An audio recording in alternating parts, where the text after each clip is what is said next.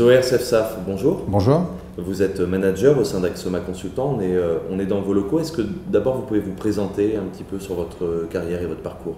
Oui, alors pour me présenter rapidement, donc je m'appelle Zoher Sefsaf, vous l'avez dit, j'ai bientôt 20 ans d'expérience et je suis alors d'abord un ancien directeur administratif et financier et je suis maintenant consultant depuis quelques années, je suis manager au sein d'Axoma Consultant.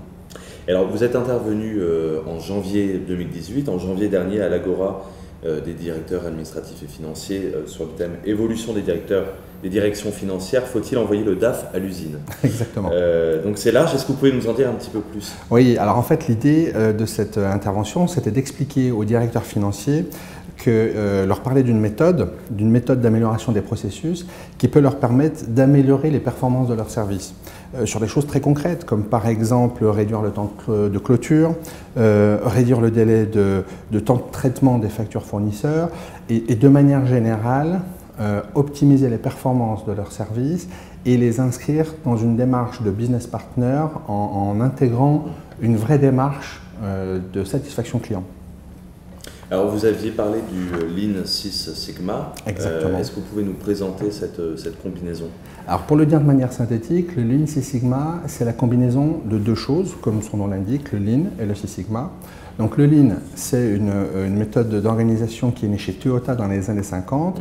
C'est né de la volonté de réduire les délais de production et d'améliorer les coûts.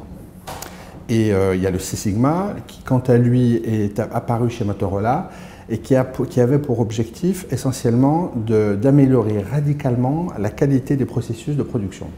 Et c'est donc la combinaison de ces deux méthodes qui sont complémentaires et qui sont toutes les deux orientées client, que l'on appelle le Lean Six Sigma, et qui permettent d'améliorer les performances des processus.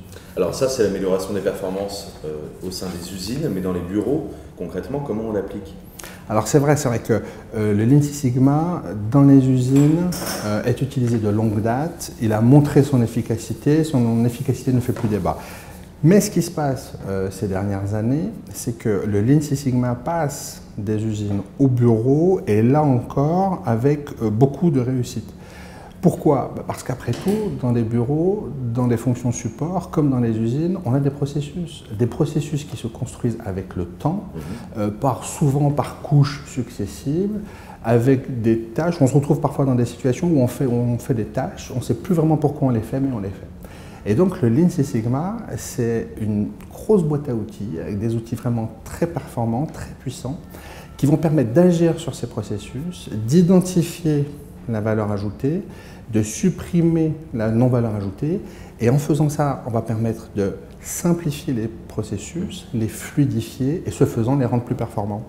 Mais aujourd'hui, on a des outils qui sont modernes, on parle de dématérialisation, on parle de robots, il y a aussi les CSP qui vont dans ce sens. Exactement, c'est vrai. Et en fait, l'idée, c'est que le Lean Six Sigma ne rentre pas en contradiction avec ces méthodes-là, n'est pas opposable à ces méthodes-là, mais il est au contraire complémentaire. Je m'explique.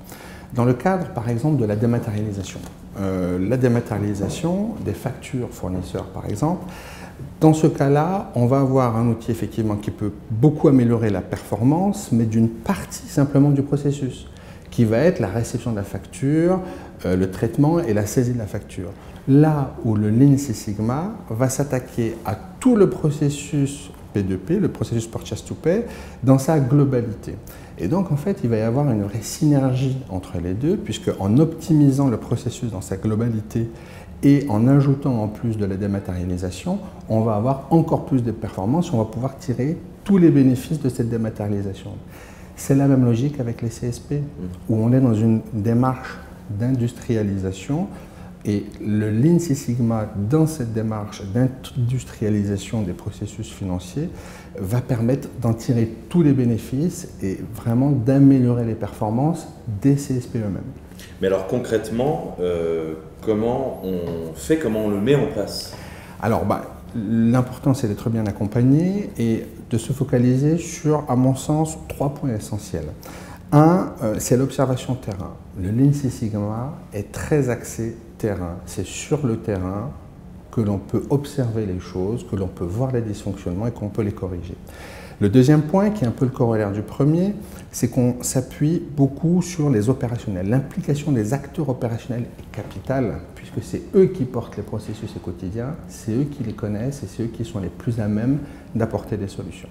Et la démarche de l'NC Sigma, la personne qui apporte la démarche va construire un cadre favorable à ce que ces acteurs-là opérationnels puissent travailler sur le processus pour les optimiser. Et le dernier point, c'est le travail sur le flux. En fait, on est vraiment dans le cadre du Lean, dans une démarche de travail sur le flux pour le rendre toujours plus fluide. Et en fluidifiant les flux, on optimise les processus. Très bien, merci pour toutes ces explications. Zoher Sefsaf, vous êtes manager chez Axoma Consultant. Exactement. À bientôt à l'Agora des DAF. Merci beaucoup, à très bientôt. Merci, au revoir. Au revoir.